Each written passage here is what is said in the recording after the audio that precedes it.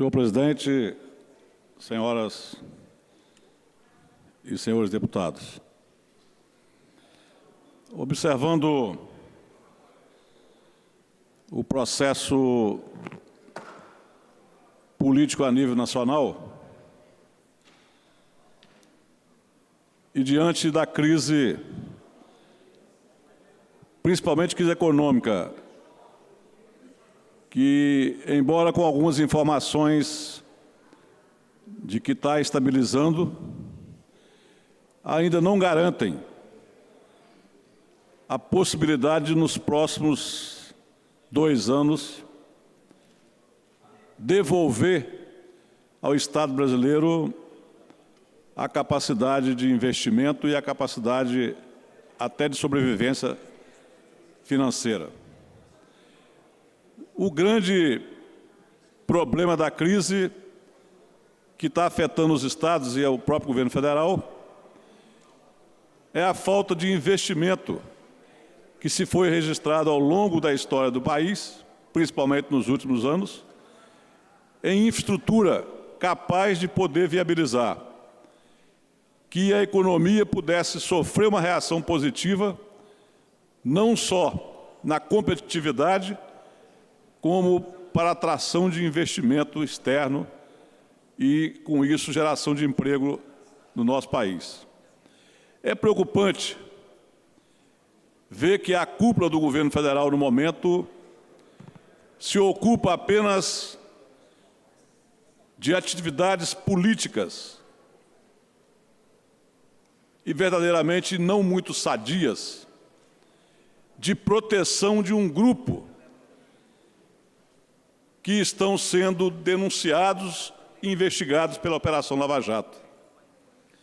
Então, diante de um país em crise, diante de um país com a moeda desvalorizada, você assistiu o que nós estamos assistindo no Brasil atualmente. É de se perder praticamente a esperança em dias melhores. Porque se ocupa o governo no momento de apenas tomar atitudes para proteger o partido do presidente da República, que, diante dessa situação, se organizou nos últimos meses e elegeu um senador para presidente do Senado do partido totalmente comprometido por ilações na Operação Lava Jato. Mantém o líder do governo que foi denunciado na Operação Lava Jato por ter recebido dinheiro para aprovar o Fundap, acabar com o Fundap para prejudicar o Espírito Santo, atendendo ao governador de São Paulo, ao PSDB, que, em troca desse recurso dado para derrubar o Fundap, ganhou uma obra no governo do PSDB em São Paulo. Isso são palavras que estão escritas na delação. E, ao mesmo tempo, que mantém o ex-presidente do Senado, que patrocinou essa votação, na liderança do partido.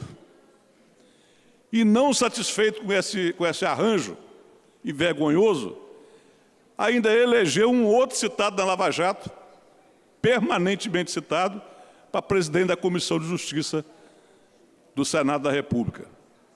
E, com isto, construir a aprovação do nome de um ministro que é filiado a um partido político, que esteve a serviço desse partido político no governo federal, no governo estadual de São Paulo, que, como ministro da Justiça, manipulou o partido para poder, junto com o PSDB, indicá-lo ministro do Supremo Tribunal Federal.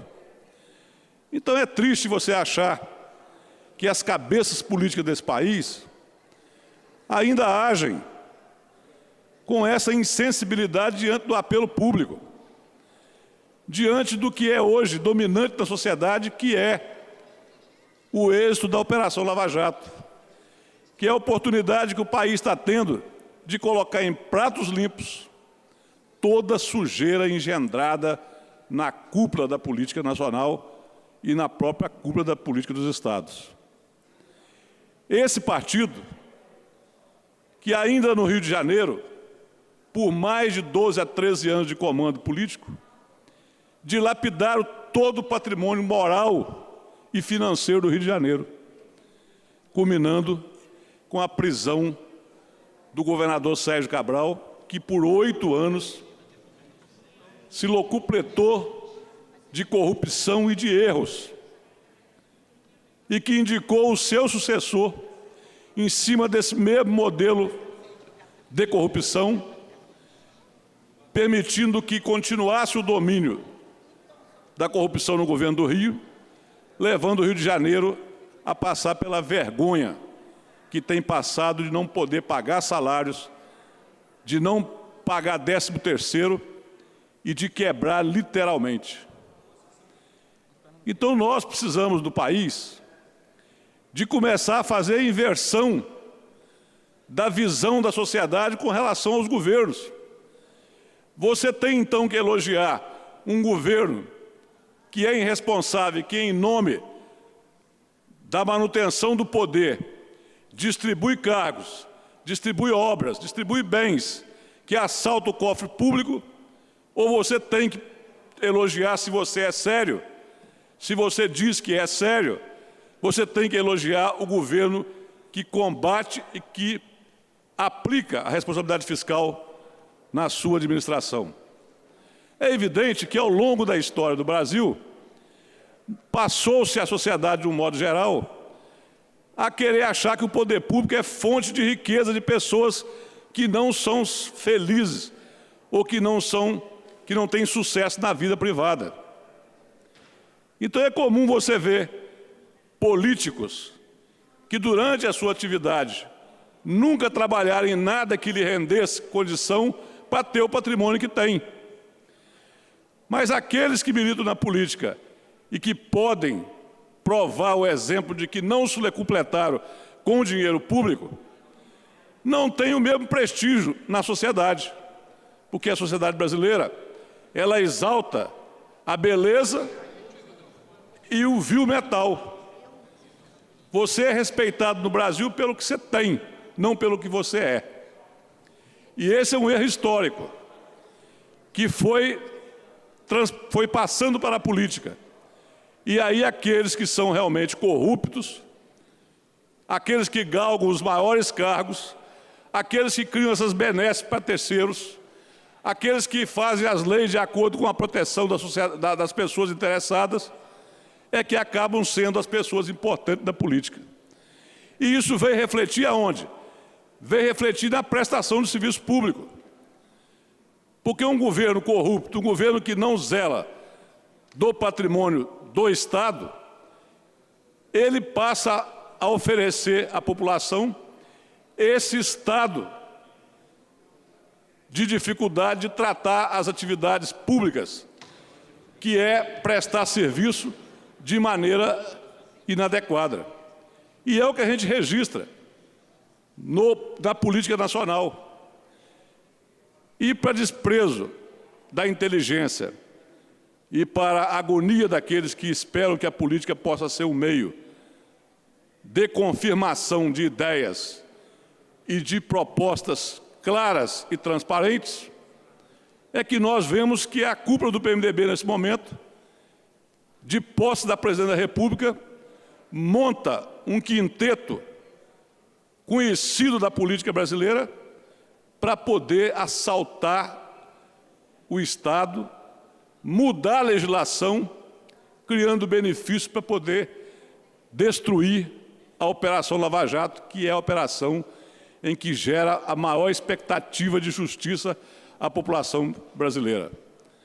Ontem, no Congresso, tramitou de forma sorrateira um acordo de líderes para votar hoje ou amanhã uma isenção de punição para o Caixa 2. E fizeram a artimanha tão bem feita, contando com os partidos grandes, de votar por liderança, para não ter no painel o nome dos deputados que votariam a favor de acabar com a anistia. E sabe, no fundo, o que é que está escrito nessa mudança? É que ninguém mais poderá ser punido por nenhum crime cometido como esses que estão sendo apurados pela Operação Lava Jato. E o país vai ficar dormindo. O país vai permitir que isso aconteça à luz do dia, sem uma reação. Foi só a imprensa descobrir essa operação para o presidente da Câmara, que também está denunciado na Lava Jato e com o pai denunciado na Lava Jato, tirar a discussão de pauta, porque senão estaria sendo votado hoje. E se passa lá no Congresso, na Câmara, estariam todos eles absolvidos dos crimes que são apurados pela Operação Lava Jato.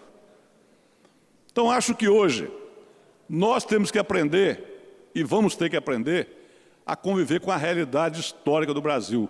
O Brasil quebrou.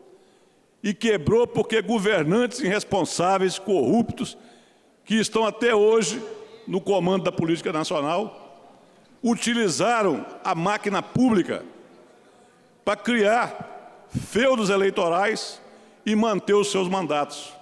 Isto à custa de doações de direitos que não são possíveis de serem pagos, isto com garantias de sistema de remuneração incapaz de ser mantido pela máquina pública, especialmente quando se fala de judiciário, Ministério Público, Tribunal de Contas, os órgãos que são recebedores do 10º do Executivo. Esses se comportam como se o país não tivesse dificuldade. Esses se comportam como vamos tirar o nosso pedaço e quem quiser que se vire com o resto. Porque esse é o retrato do orçamento brasileiro. O Executivo arrecada e tem que pagar as despesas. E os poderes não querem se condoer, não querem entender o momento de dificuldade e querem receber a sua parte. E é por isso que tem gente recebendo 80 mil reais, 120 mil reais, 90 mil reais. Tem gente recebendo auxílio moradia, tem gente vendendo férias em plena crise de servidores públicos, em pleno momento em que os servidores comuns pleiteiam, têm direito à correção de inflação, pleiteiam e têm direito a melhorar a sua condição de trabalho, e o Estado brasileiro passou a não ter condições de fazer isso. Por quê? Porque o dinheiro está na mão da cúpula, em que ele não tem interferência para poder diminuir. E é só entrar no site de transparência aí que você vai ver. Salário de pessoas de 80 mil, 150 mil. Isso no dia a dia. Então, quando o servidor se indispõe com o Poder Executivo, ele teria que incluir nessa discussão essa remuneração que esses poderes recebem, que é uma coisa ilusória diante da situação dos servidores da maneira geral. Então o Brasil precisa ser repassado a limpo. O Brasil precisa aproveitar e não retroceder, avançar na apuração de corrupção e avançar no respeito à administração pública com o ajuste fiscal sendo feito para que o Estado possa ter condições de remunerar melhor os seus servidores e de prestar serviço. Porque nem uma prefeitura, nem o governo do Estado e nem o governo federal existem só para pagar folha. A sociedade paga imposto para que entre as atividades do Estado, da prefeitura e do governo federal sejam incluídas obras para a coletividade. E nós estamos diante de governantes irresponsáveis que, por não fazer ajuste fiscal, comprometeram toda a finança do Estado e não está dando nem para cumprir folha e custeio, quanto mais prestar serviço. É por isso que não tem médico no posto de saúde, é por isso que não tem remédio, é por isso que os hospitais não suportam a demanda, porque não existe dinheiro. E essa é a grande realidade. E casa que não tem pão, todos choram e todos têm razão. Nós precisamos de fazer administrações com seriedade, precisamos invadir mais o combate à corrupção, precisamos ser mais diretamente objetivo com relação a isso. E nós precisamos também de aproveitar esse momento da vida nacional que está mudando para também corrigir aqueles que acham que o serviço público, que a atividade política é para quem gosta de roubar. Nós temos que preservar e enaltecer aqueles que trabalham corretamente, porque de elogiar e de manter no poder pessoas que têm intenção pessoal e que só agem em função dos seus interesses, é que levou o Brasil a essa falência que todos nós estamos tomando conhecimento e estamos vendo no momento.